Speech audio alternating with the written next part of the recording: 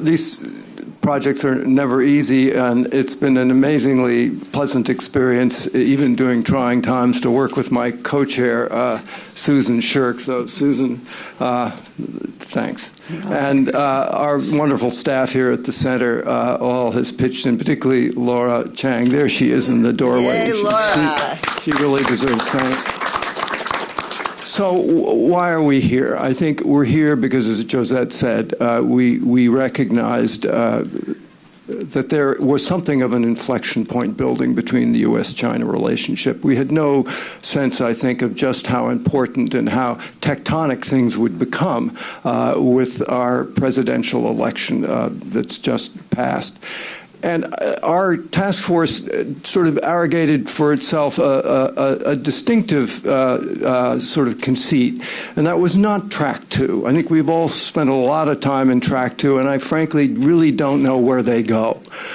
We felt that the real challenge was for Americans to clear their heads. And we realized as we sat down a year and a half ago that we really didn't have a very highly evolved notion of our own national self-interest.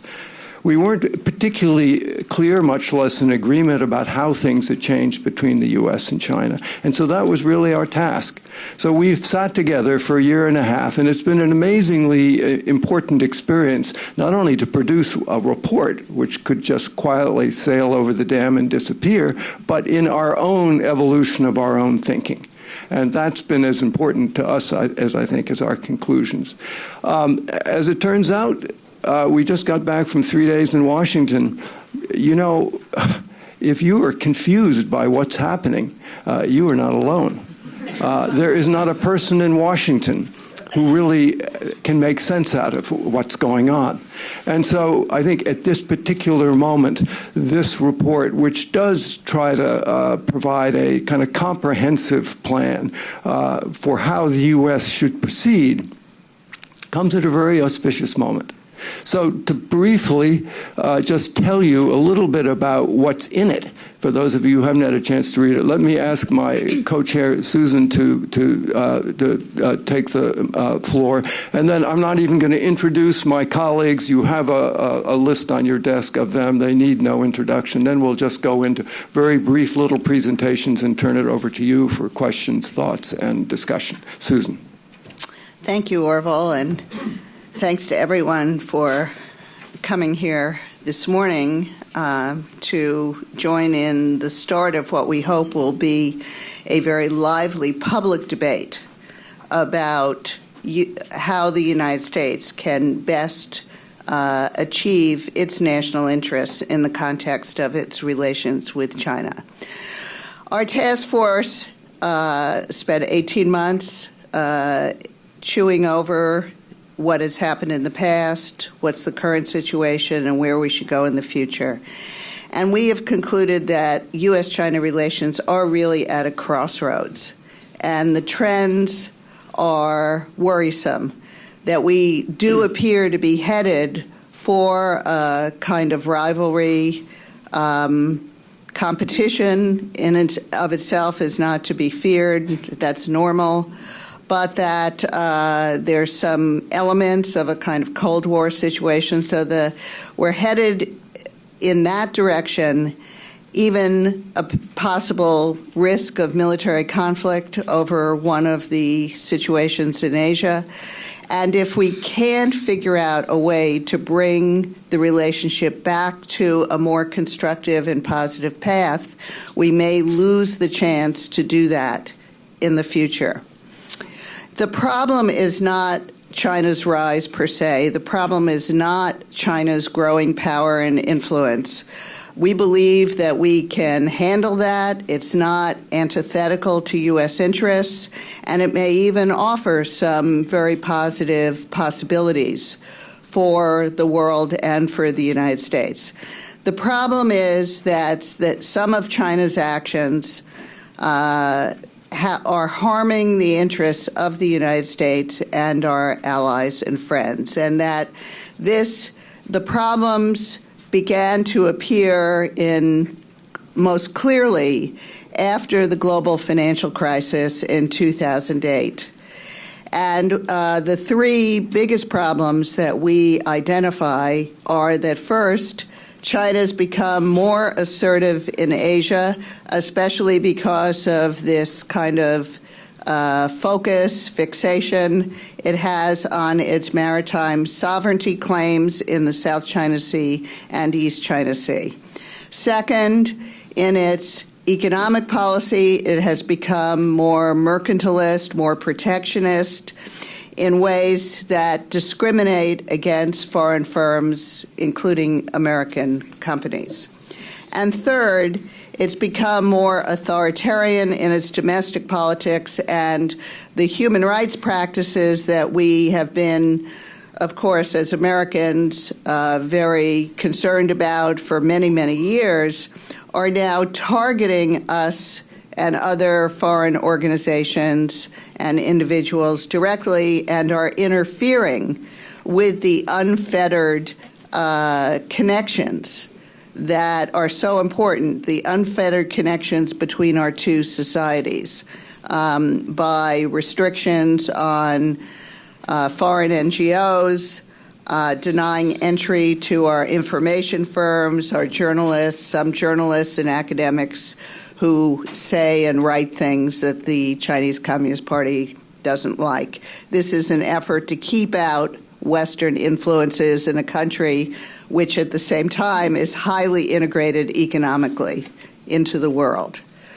Now, so what this means is actually President Trump has identified some of the problems like South China Sea, like the North Korean nuclear threat, and unfair trade practices. But what to do about it? And we don't think that across-the-board tariffs or rejecting the one China policy that the United States and China have agreed to for a very long time, those kinds of radical approaches are not the way to go. And instead, we are proposing what we believe is a smarter, more effective alternative approach for protecting U.S. interests in relations with China. Three parts to this. First, be clear about what our own national interests are. China is always very clear about its core interests. We need to articulate our national interests very clearly and build our strategy on that basis. Second, we need to preserve the fundamental stability in this relationship. And that means our Asian alliances, that we should not walk away from them or fail to appreciate the importance that they provide in enabling us to better influence China's own behavior and provide peace and stability in the region. So the fundamental stability comes from our Asian alliances, and it comes from the kind of basic constitution of the three communiques and the Taiwan Relations Act, which include the One China, our One China policy. So it would not be good for Taiwan, would not be good for the United States for us to tear that up. Third, when China is acting in ways that, very concrete ways that harm U.S. interests, we need to show resolve, we need to show firmness in responding to them. And we should not flinch from pushing back more than we have in the past. We should insist on fair reciprocity, and even if this means accepting a bit more tension in the relationship, at the same time, there has to be good high-level communication as we do that, so the intent is always very clear, and the goal of getting back on the positive track, not containment, is also clear. And we believe that's the way to achieve a more honest and mutually beneficial relationship with China. So that's the basic outline, and then we have a first-year priorities and a work plan for the first year, and we also have a lot of very specific recommendations in a number of the issue areas of our very multifaceted relationship with China. So Now I think we should turn to Charlene Barshefsky to talk about the trade and investment relationship. Thanks, Susan, and thank you to the Asia Society and Josette. It's a pleasure to be here again. Let me just start by saying that global trade and investment, including with China, is critical to U.S. economic performance and to our national security. A third of the growth in U.S. GDP comes from trade. So if you can imagine what a trade war might do to the United States, just lop off a third of the growth in our GDP. 95% of the world's population and 80% of global consumption occurs outside the United States, and the future growth is concentrated in the Asia-Pacific region. 11.6 million jobs are supported by exports in the U.S., and 300,000 small businesses export around the world from every state in the United States. Trade is also critical to our geostrategic positioning, our alliance building, our partnerships, and the projection of U.S. power and U.S. values abroad. China is a key part of this. Since 1979, its own reform and opening, and through the WTO accession, China's entry into the global economy has yielded very important benefits for China, for the U.S., and for the world. China is the world's second largest importer after the United States. It is the second largest export market for U.S. goods, our manufactured products, and agriculture. The growth in U.S. services trade with China is very robust and accelerating, and two-way investment between the two countries is very healthy. All of that is great. But even with that, beginning in 2007, accelerating and exacerbated by the financial crisis in 2008, we see China's program of reform and opening and integration with the global economy stalling, and it's virtually halted at this point in terms of reforms. And instead, China has adopted a series of highly mercantilist, protectionist policies. The zero-sum thinking among China's leaders has become increasingly clear, and that runs counter to China's own stated reform objectives and directly counter to the interests of the United States and its foreign partners. So you see the resurgence of state enterprises, you see the creation of national champion companies, systemic restrictions on investment into China, massive subsidies, forced technology transfer, discriminatory treatment under law, techno-nationalism, internet sovereignty, cyber espionage. I could go on like this for quite some time. These policies are pervasive in the economy in China, but they're especially targeted at what we might think of as new economy or strategic sectors, everything from semiconductors to advanced manufacturing to biotech to artificial intelligence to new vehicles, new energy sources, so on and so forth. The result of this policy shift in China is that 80% of U.S. companies feel less welcome in China. 60% of U.S. companies believe that further reform in China is unlikely to occur. And of course, you add to this nationalistic, highly anti-Western rhetoric in China, including directed against U.S. and foreign companies, and that certainly doesn't help the situation. So the report recommends a threefold approach in dealing with this situation, with what has become a non-reciprocal, highly asymmetrical economic and trade relationship. And the three pieces, buckets, if you will, we believe should be pursued simultaneously. Each is important in its own right, and together we think they can be quite effective. First bucket, enforcement. If you aren't going to enforce, don't do the deal. That's always the rule to live by. So you've got to enforce trade agreements generally, and you certainly have to enforce China's obligations under their agreements. And there's 5 different sets of recommendations we have under enforcement, but basically it can be much more robust than it is. Our laws can be broadened some. We can work more effectively with our allies and partners. We can look at all the tools at the U.S. disposal, and all of this, we believe, can be done quite consistent with U.S. obligations in the WTO and elsewhere. Second bucket, and simultaneous with the first, is that the issues that you see in China really stem from systemic changes in China's policies. Broad-based subsidies used to create entire industrial sectors like solar, for example. And apart from enforcement, one needs to think about negotiating agreements with systemic reach in the Chinese economy to address the underlying policies and programs that have led to the kinds of discriminatory actions that I've outlined. This is good for China. It conforms with their own stated reform objectives. It's good for the United States. It's good for our partners and our allies. And we have 5 different systemic agreements that we recommend in the report.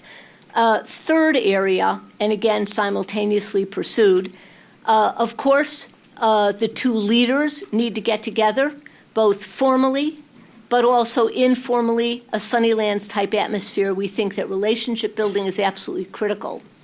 But equally critical, the dialogues the U.S. and China have together, the strategic and economic dialogue, the Joint Commission on Commerce and Trade, these things have long since failed to produce results in the trade and economic sphere.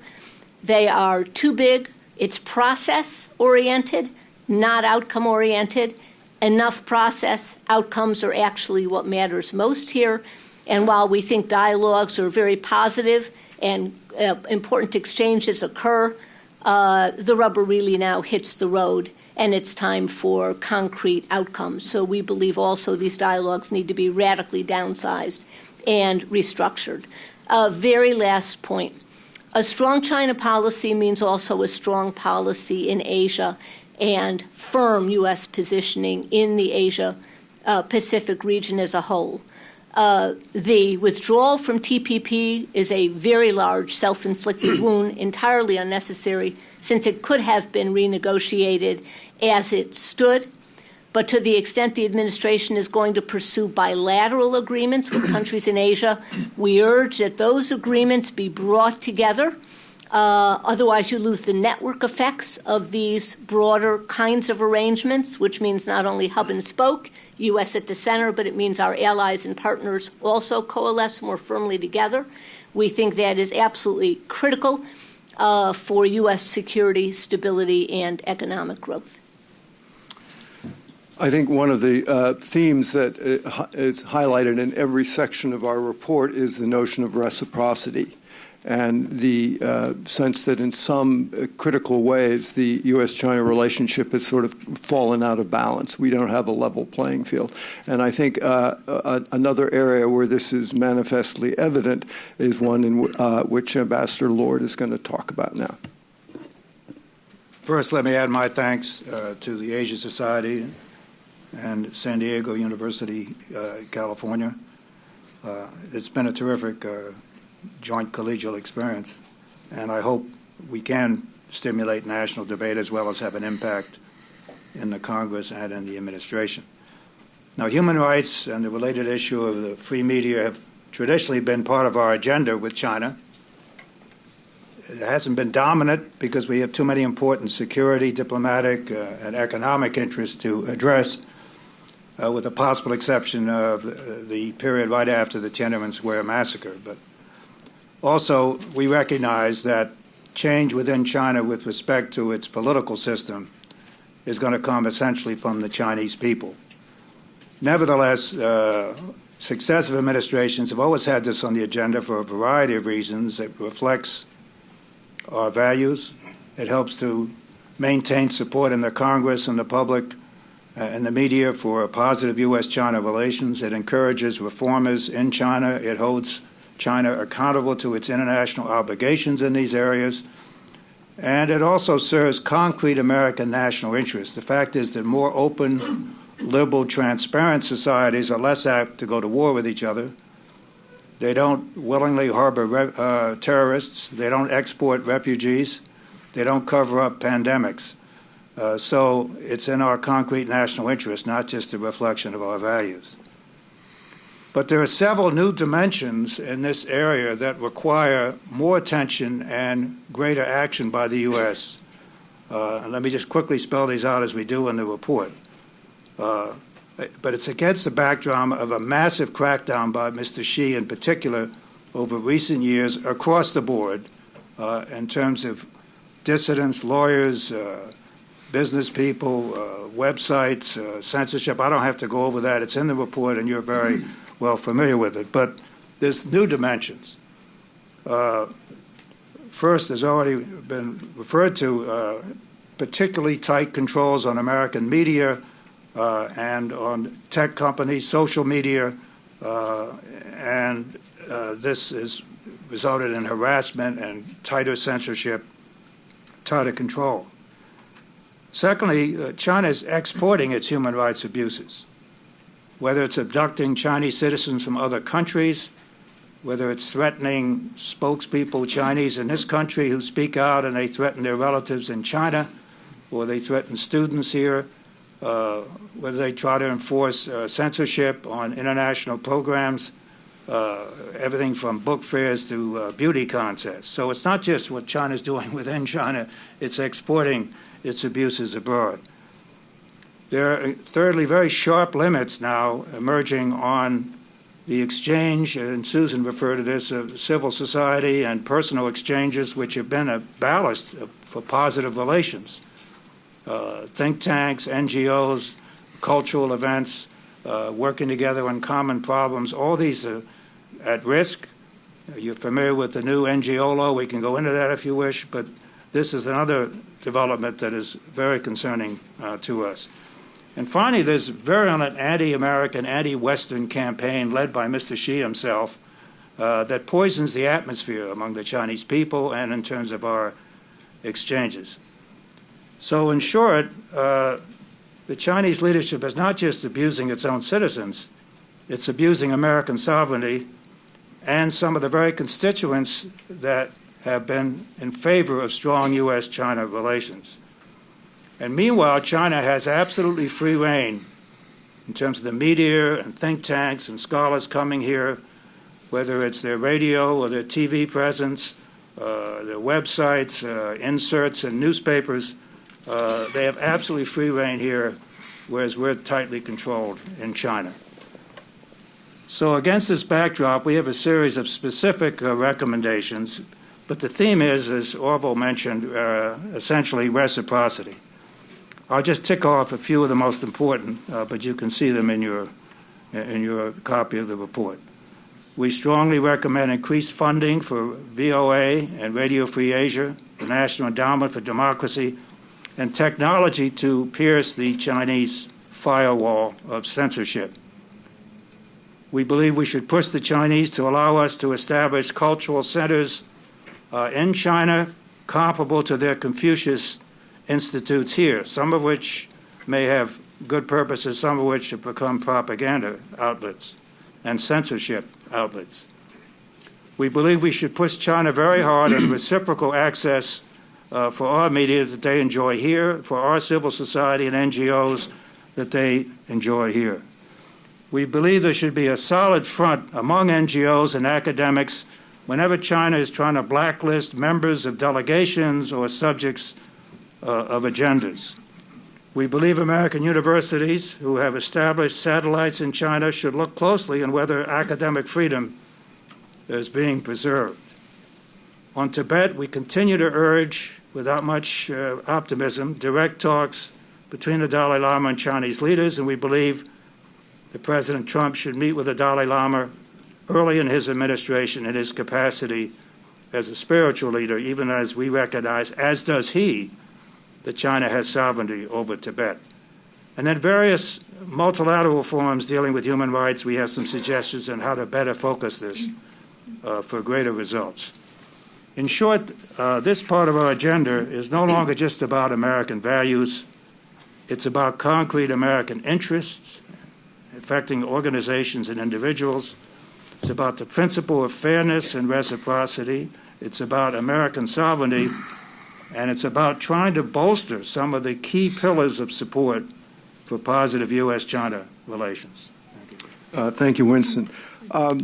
At the top of our report's list of concerns, of course, is the question of the DPRK, North Korea, and the nuclear threat that poses. So we've asked Jim Steinberg if he would say a few things about that, as well as about Taiwan and the importance of American alliances in Asia. Thanks, Orville. And as you'll see, that this is really at the center of what we have recommended very concretely in terms of what should be the immediate priorities for the Trump administration in our report. I want to start with alliances because in some ways that is the core of the strategy that we've talked about, and it has been the core of U.S. strategy in East Asia since the late 1940s, early 1950s. There's no doubt that these commitments that we made and the partnerships that we developed with our allies in East Asia were fundamental to our long-term success during the Cold War and created a context for the amazing peace and prosperity that this region has experienced over the last more than 50 years. But what's equally important is that in the 1990s, as the Cold War came to an end, we all kind of stepped back and looked at the question about the continued viability and importance of these commitments. And through both Democratic and Republican administrations, we reached the conclusion that they were as vital today, even absent the Cold War and communist threat, to continue this environment of peace and stability. And most importantly of all, and I think this was the great recognition of the mid-1990s when we reaffirmed the alliances, was a recognition that these alliances provided a positive context in which China could grow. The countries of the region could develop constructive relations with China on trade, on political issues, on a broad range of issues in ways that was not designed to contain China, but was also designed to create an environment in which China would, in fact, rise peacefully, respect the sovereignty and independence of the other countries in the region, and give them the reassurance to engage with China without feeling that their independence would be threatened. This is a core insight that has animated U.S. foreign policy since the end of the Cold War, and clearly there has been some concern because of issues during the campaign and during the transition about whether that was going to be put into question. And I think so our report stresses how fundamental this is, that this is the context in which the possibility of constructive relations with China is possible. And absent that, the stability of the region is quite threatened, that the countries in the region will be faced with very difficult choices if they can't rely on a long-term sustained commitment of the United States, either to have to protect their own independence and freedom from coercion on their own, which could create new tensions in the region, or having to accept a kind of Chinese sphere of influence or dominance. That's in nobody's interest. It's not in our interest, it's not in our partner's interest, and it's not even in China's interest. This has been a formula for success. And while China hasn't fully embraced it, I think it has recognized that this is fundamental. And I think all of us have been reassured by these early steps by the new Trump administration, by General Mattis's trip to the region, by the recent comments over the last 24 hours of Secretary Tillerson. But I just want to stress how central this is to all of the other features of what we have recommended here. I also want to say that while all of us acknowledge the importance of burden sharing in these relationships and that each of the partners need to do their own, one should not underestimate the contributions that our partners have and continue to make. And particularly in the context of Northeast Asia, in both Korea and Japan, the really remarkable commitments and achievements that both have made on the security front, Prime Minister Abe's leadership on these issues, moving to create greater balance by embracing the idea of collective security, the deep partnership that we've developed with South Korea in evolving our command relationships and dealing with the security problem that I'm going to turn to next. So this isn't a green eye shade exercise. Burden sharing, yes, but it isn't just a kind of trying to figure out double entry bookkeeping. These are core partnerships for all of us. As I said, the key, most urgent challenge is the problem of North Korea. There's no question that while there are many difficult security challenges in the region, South China Sea, East China Sea, and the like, that the single greatest danger to a true security catastrophe in the region comes from the continued progress of North Korea's nuclear and missile program. It has been a threat to South Korea and to Japan for some time. It's a growing threat to the United States, but it's also a threat to the overall peace and stability stability of the region. Because of the steps that all of us have to take to deal with this problem, it becomes a force of destabilization. And we see this as now becoming a tense issue in U.S. China relations. The United States and China have many common interests there. China has said, and I think most of us agree, that China does not really want a nuclear North Korea. But the question is, what is China prepared to do to prevent that from happening? And what are the consequences if we can't find a way forward with China to develop a strategy to deal with this problem? I think most accept that for the United States and for our partners, simply accepting the North Korea nuclear program is too dangerous. It's not a security posture that we can live with.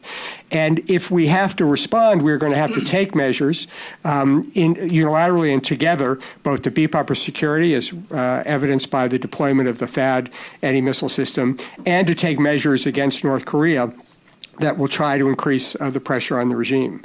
And that, of course, is something that China doesn't want to see, and China has complained about. So we see both an urgent danger here, but also a great opportunity. If the United States and China, along with our other partners in the six-party talks, can find a way to work together effectively to deal with this problem, it will not only address the single most urgent problem, but it will become kind of a platform for greater cooperation about the broader problems of Northeast Asia, to create this forum as a way of the countries of the region to deal with a broad set of challenges.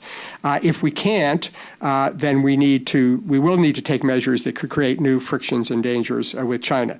So our specific proposal is that we all be prepared to enter into a comprehensive negotiation with North Korea to undertake these things, with China fully participating and making clear the importance that it holds on getting a resolution, that this be an issue which is discussed at the very highest levels between the United States and the leadership of China, along with our partners in the region, to make clear how important this is, how central this is to U.S. China relations, and the urgency that we feel in doing this, that such a comprehensive negotiation could lead to a phased implementation to deal with the North Korean nuclear program, but at the end it still must require a commitment to and concrete steps towards denuclearization. We are not suggesting that this should be necessarily linkage between what China does here and and other interests that we have, but I think it's also important for the new president to make clear to China that if we can't work on this effectively, it will inevitably have a broad impact on our relationships, and that's why this should be at the top of President Trump's agenda with President Xi. Finally, on Taiwan, as Susan said at the outset, it has been at the core of our relationship with China since the opening up in the 1970s, has been a recognition that managing the problem of Taiwan is central to U.S. China relations and central to the stability of East Asia. And thanks to the wisdom of two administrations that led to the path of normalization, we have found an approach that has achieved almost a miracle in international relations, which is it has not only sustained peace and stability in the region, but it has benefited all three very dramatically. It has allowed for this problem, which is a very difficult and intractable problem, to be managed over a period of time. It has created the context for the miracle that has taken place in Taiwan of one of the most vibrant democracies and economic powerhouses that has emerged from what was not self-evident in the 1970s, for those of you who knew what Taiwan was like in the 1970s, and has provided a platform for the United States and China to work together, a win-win-win solution if ever there was one, and one, therefore, that should not easily be trifled with. There are always going to be questions of managing these things. It's not a static situation. We obviously have new leadership in Taiwan. That's inevitable in a democracy. It's something to be welcomed. We've seen a fair degree of thoughtfulness from that new leadership in Taiwan. It's critically important that both in Beijing and Washington we show similar thoughtfulness and understand that to undercut this core pillar of what has made our relationships possible across the straits and between the United States and China would be really playing dice with what is one of the most important sets of issues for all involved. And so understanding the importance of the One China policy, understanding the need to manage this in a thoughtful way, sustaining our commitments to Taiwan, understanding that these are issues that ultimately will require the agreement of parties on both sides of the straits is so fundamental to our ability to pursue any of the other issues in this agenda that we obviously have emphasized the importance of that as part of the overall strategy. Well, thank you, Jim. I might note here that on March 1st, we've invited former Taiwan President Ma Ying-jeou to come, and he will be in conversation with Professor Jerry Cohen downstairs, and we welcome you all to come to that event. Yesterday, we were in Washington. It was February 6th. It was 70 degrees. It's February 7th. February 7th. Well, better, 2 sevens. I think there really is no more long-term issue of importance than climate change. And this, happily, is one area where the U.S. and China have gotten along quite well, and we would hate to see this fall away. So we've asked Liz Economy to walk us through that portion of the report. Thanks, Orville, and thanks to you and Susan for really directing such a terrific intellectual journey for all of us. It's been just a great experience. So climate change falls within the broader suite of issues that we call global governance.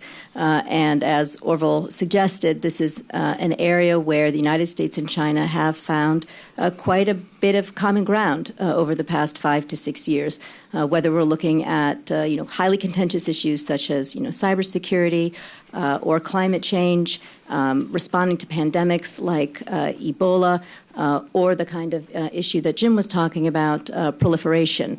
The United States and China have not only cooperated, but in some cases, like climate change, that cooperation has served as a type of catalytic force for broader global cooperation. So this is supposed to be the happy story part of this panel, I think. But it is important to remember that the success that we've achieved with China has not been easy. So you can look at the end result and think, oh, this is so much easier than working on issues like human rights or North Korea. But in fact, across the board, China has had to be cajoled, prodded, pushed, shamed, and sometimes threatened with sanctions in order to step up to the plate to do the right thing. So I think U.S. leadership remains essential to this cooperative effort on these global issues. It has been enabled, and I think this is one area where Xi Jinping's ambition and assertiveness is actually helpful as opposed to challenging for the U.S. His ambition to have, I think, both himself and China be considered a global leader is actually beneficial. Because it allows the United States to leverage that ambition in certain respects. And I think as we look across other areas, including things like law enforcement, China's One Belt, One Road initiative, refugees, there are going to be additional opportunities for the United States to both work with China and to pressure China to take on additional responsibilities. The one area that we looked at a little more in depth was climate change, and Melanie Hart did a really terrific sort of deeper dive into this. Again, it's an area where U.S. and China initiative managed to jumpstart the global negotiations, right? The fact that the number one and number two contributors to the challenge were able to come together and adopt sort of side-by-side pledges to take action made an enormous difference in the ability of the global community to eventually arrive at agreement at Paris. But there's more to be done in this area, and our task force lays out a couple of different areas in the sort of climate change purview, including looking at cross-border emissions. I think one thing that's important to bear in mind, particularly as we look at China's One Belt, One Road, is that even though we can read a lot about China trying to turn the screws on its domestic implementation, its domestic growth of coal-fired power plants, it has in place a very aggressive export policy. Internally, China's trying to do the right thing, although if you read the New York Times today, actually, the coal to gas issue is still problematic. But generally speaking, I would say China deserves a lot of credit for what it's doing domestically. But by exporting coal-fired power plants and a lot of other polluting industries, it is in some respects undermining the spirit of Paris, the spirit of a climate change agreement. So there's more work to be done to bring China in line in terms of cross-border emissions issues. Other agreements, not simply on CO2, but other greenhouse gases like methane remain to be negotiated. That's something else that we can work on with the Chinese. And then I think quite critically, concerns over data transparency and monitoring.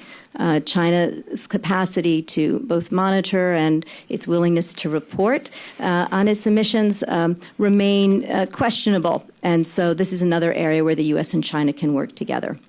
Let me just conclude by saying I think, on the one hand, I think China wants to lead, and that came through very clearly in President Xi's speech at Davos. China is ready to step into the vacuum if there's a vacuum left by the United States. But with rights, come responsibilities. And in that regard, I go back to what I said at the outset. I think U.S. leadership in global governance issues remains indispensable.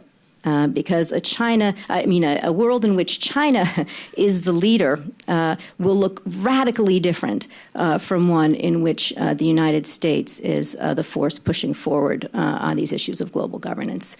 So yes, it's a good story, but there's a lot more work to be done. And I think in some respects, the biggest question now is whether the United States is going to continue to be that force for leadership on global governance issues. Well, thank you, Liz. I think all of us who've participated in this exercise have learned a tremendous amount from one another, and it's been a wonderful experience to have the West Coast Academic Center of the 21st Century China Center collaborating with the Asia Society, where Sunnyland says another West Coast voice in the foreign policy process, and we're particularly grateful to the Carnegie Corporation, the Luce Foundation, for supporting our efforts. So now I think we'd like to open it up for discussion. There are microphones, so let's start in the corner. Arthur? And please say who you are, and let's keep questions brief. Hi, Arthur Krober from Dragonomics. Two very quick questions, if I may. First, on the question of core U.S. interests, is it your view that a core U.S. interest is to maintain basically the same degree of primacy that we've had in Asia since World War II? And if so, how is that compatible with China's rather natural interest in having a greater sphere of influence? And second, on the question of reciprocity, how do we craft a reciprocity policy vis-a-vis China that does not turn into an abandonment of the basic principles that we've had for global economic management about essentially equal treatment for all? Doesn't reciprocity lead us into creating a special set of rules that apply only to China and a different set of rules that apply to everyone else? Thank you. Maybe, Jim, do you want to try the national, and Charlene, maybe the... So I'm going to try to be brief and not try to sound like a professor, but I think the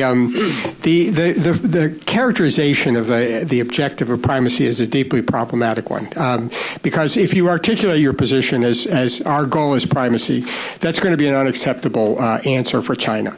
And so what you induce, and we know this before, is arms races and spirals, and so I think framing it in those terms is counterproductive, because it is not something that can be done unilaterally, and it leads us to a situation in which nobody wins. So I think the more important thing is to say that we have to identify a set of interests and have the determination and the capacity to protect those interests. It doesn't mean that we have to, in a zero-sum way compare what the other has. It simply means we have to have the capacity and the will to protect those interests, to maintain freedom of navigation, to make sure that no one country can coerce others in the region to do things that they don't want to do. Those are focused on capacities that we have and must sustain in the face of whatever others in the region have. So specifically with respect to China, if China continues to develop its military capabilities, its anti-access and denial capabilities, we will need to respond in a way to make sure that those developments by China don't threaten our ability to protect our interests. But there are two ways to go, because we can also try to persuade them that there's no point in moving in that direction, because we will counter it if they do, and therefore both sides are better off if we can find a more cooperative way to deal with those problems. I think in terms of, if we frame it in terms of having the capacity and will to defend our interests and then clarify, as the report suggests we must do, what those interests are, we avoid the danger of this spiral, but we still maintain the determination to do whatever is necessary to protect our interests and those of our partners. And I might add, when you read the report, you'll see actually a pretty explicit statement that primacy per se is not our objective. And also you'll find a very carefully developed section on military and defense posture, which was drafted by some of our really great experts in this area, including Tom Christensen, Carl Eichenberry, Michael Swain, and it does propose a kind of newer approach to the defense military side, which we believe is more credible, more sustainable than what we've been doing up till now. On reciprocity, I think, maybe Charlene might like to add some specific points, but reciprocity is kind of a principle of fair treatment by two sides of a partnership. And that's the principle. Whether or not it is applied in trade agreements or anything like that in a very mechanical way, of course, we're all bound by most favored nation treatment, and and we favor multilateral trade structure and the open global order. That's very clearly stated here. But building up to that in ways that involve negotiation between the U.S. and China along the lines of a fair and reciprocal treatment is something that is completely compatible with that. You want to say? Yeah, I would just say that the touchstone is the WTO. And why is that the touchstone? Because the multilateral system, its construct, the obligations, its contractual nature, is a construct formulated by the United States and is on a global level the best expression of United States views on the way in which markets should operate, the way in which commercial interaction should occur, and the rights and responsibilities of all parties. To the extent there's deviation from that, which in the case of China has become quite significant, the United States and our partners are in a position, using enforcement and a variety of other mechanisms, new agreements, negotiations, all of which are consistent with WTO rules, to push China back in a direction that is not only consistent with its own stated objectives, but consistent with the very international obligations to which it has committed, and consistent with this overarching framework in which most countries do business. So it's not a question of discriminating against China. It's a question of China having veered so substantially from the obligations and commitments it has made and from the spirit of global interaction that we need to push China back in the right direction. Plus, there are a whole range of areas that are not covered by WTO. And the way already the Obama administration has begun, for example, on cyber theft of commercial secrets, in taking some tough measures toward China, threatening to do more, getting an agreement with China on that issue, and then taking it to the G20 to turn it into a global norm. Now, that kind of model is one that we hope we'll have in other areas in the future. Okay, despite the fact that Arthur Krober asked 2 penetrating questions, we beg you to ask 1. So, next question.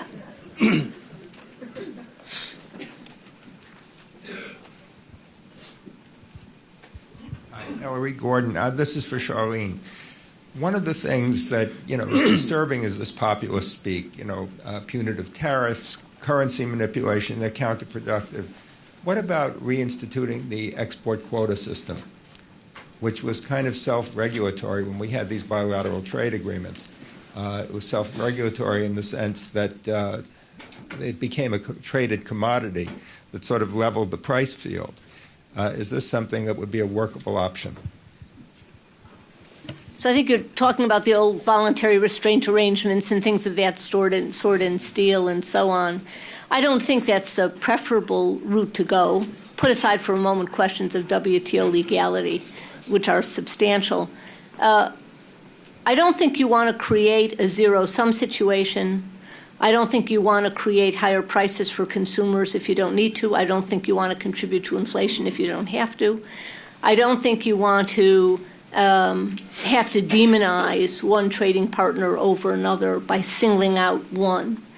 I think there are other mechanisms, as we outline in the report, that can be used that are more effective, they're more equitable, they're more consistent with the way in which the U.S. tends to approach commercial relations, and which leave the United States in a high road position, but still very effective. Right here, Jerry Cohen.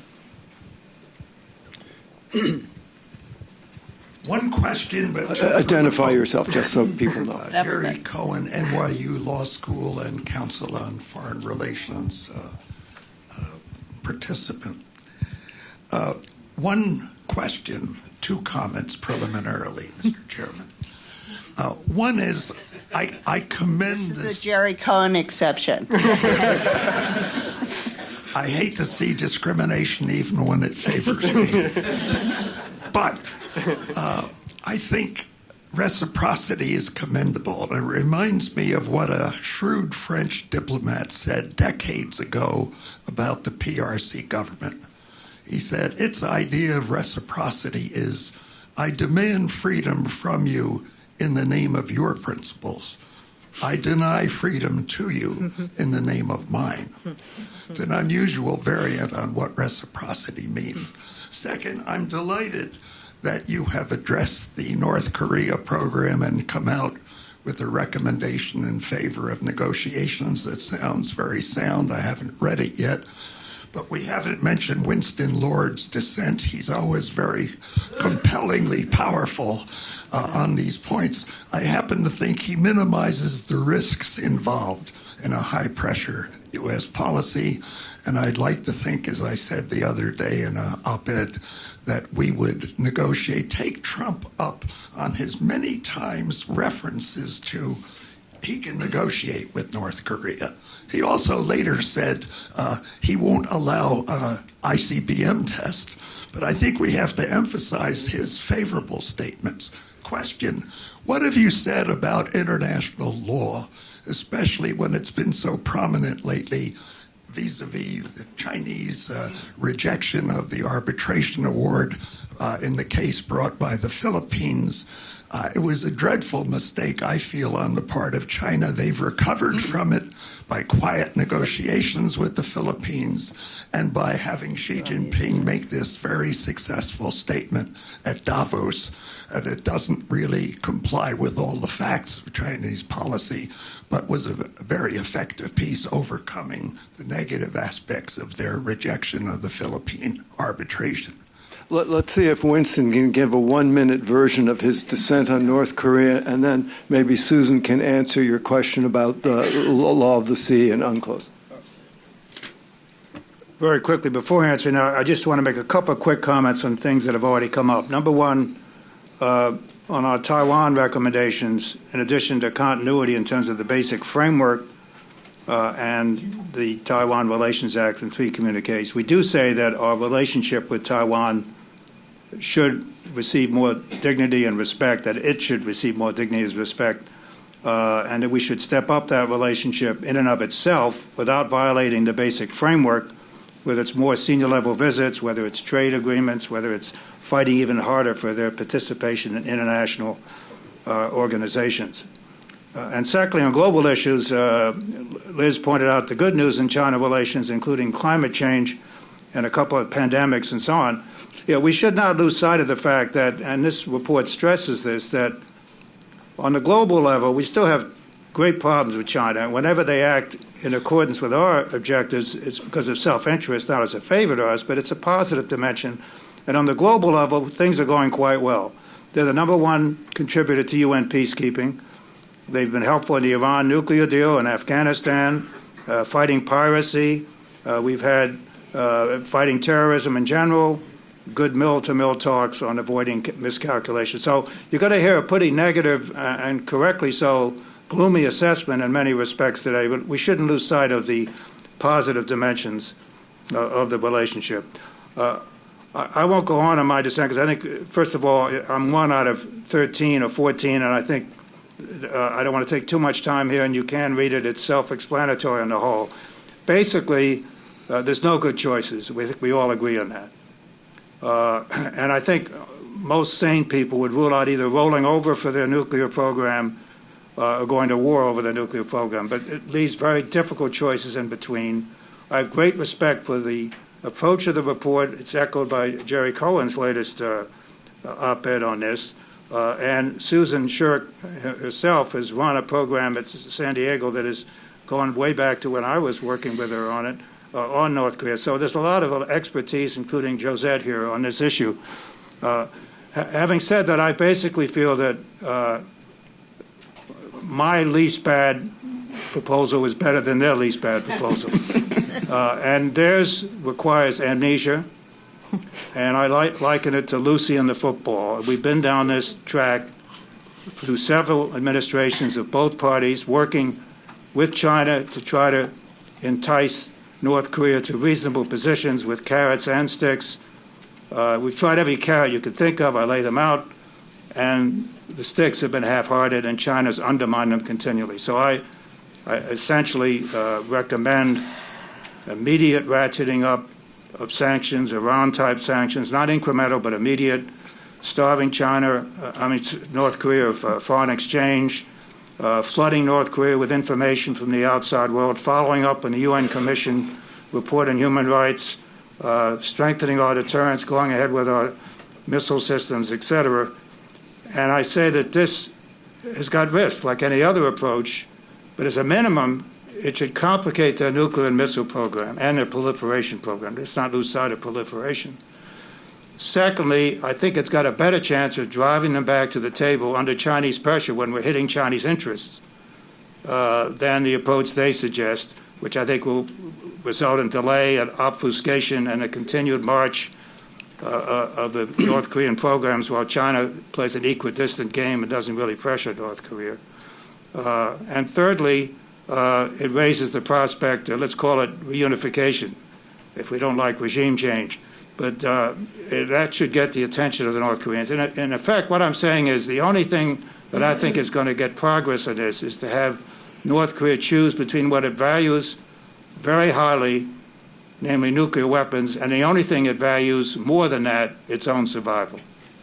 Okay, Susan. Well, yeah, I'm not going to debate our least bad option versus your least bad option, but on international law is very much front and center in our report.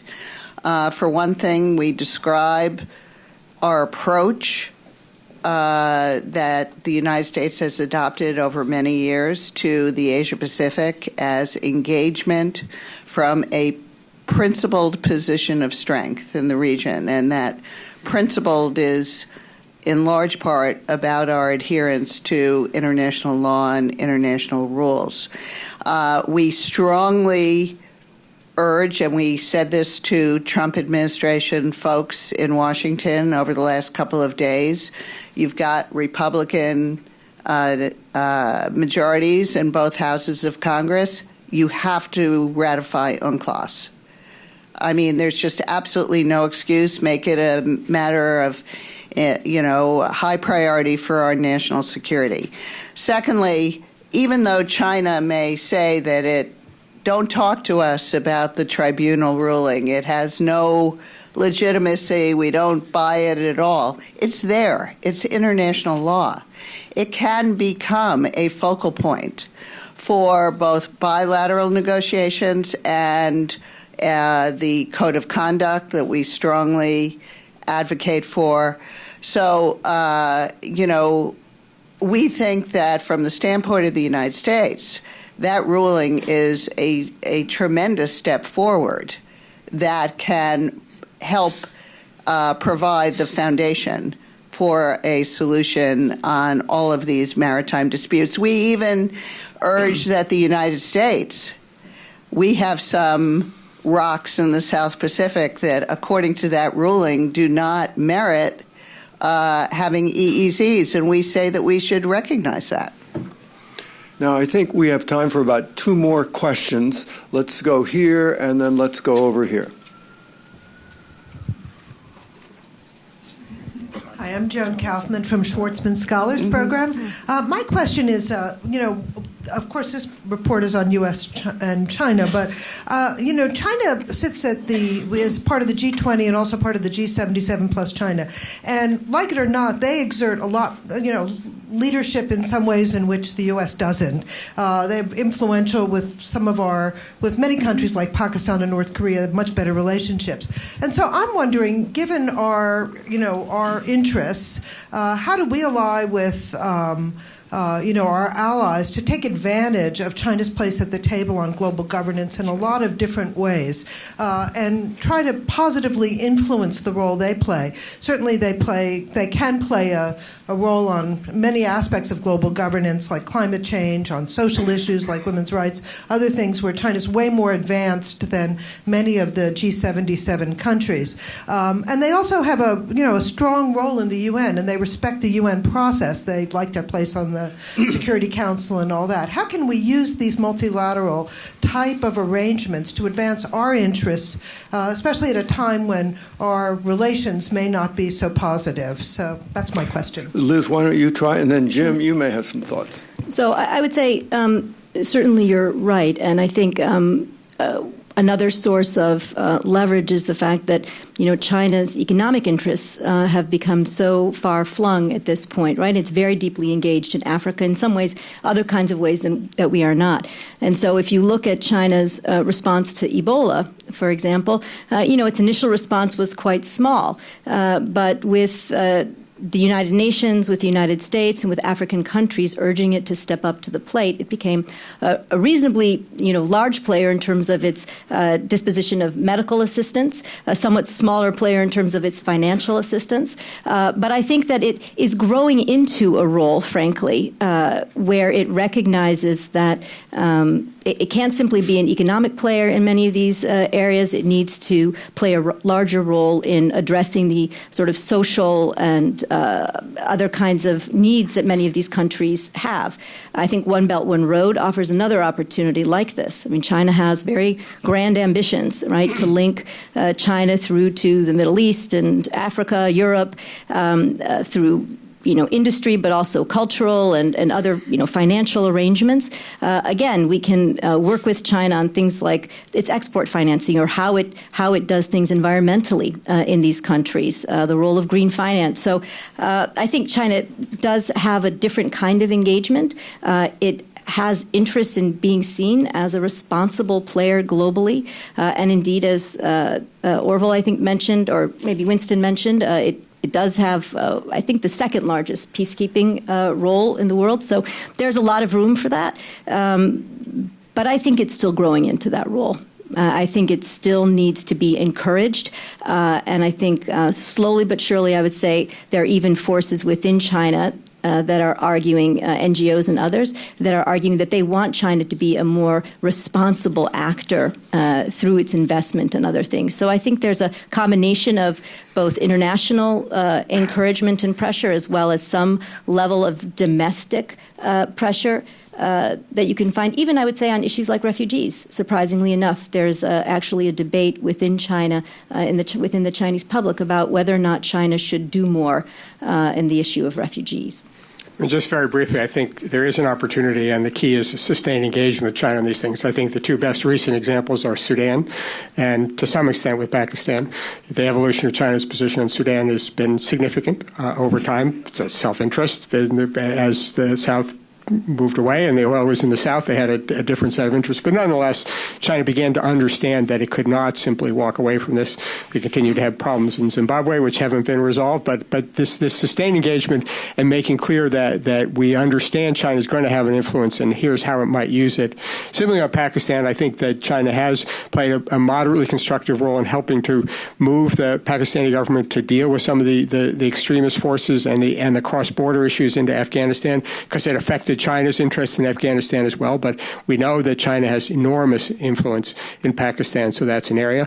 I think we have to, as you suggest, be willing to accept that China is going to play a more significant role in these institutions. I think the task force on the whole would think we missed an opportunity with the AIIB to, rather than saying simply no, to simply say, let's have a conversation with China about what are you trying to accomplish here, what standards are the institutions going to have before we made a decision, and see whether we could use that leverage and say, okay, you're going to be a bigger force in this than we are, because we're not going to be a large capital contributor to the AIIB. But maybe if we talk about it, how are you going to use this platform, and can you use it in a way consistent with what Liz said to meet international DAC standards and things of that sort? Question right here. Oh, yeah.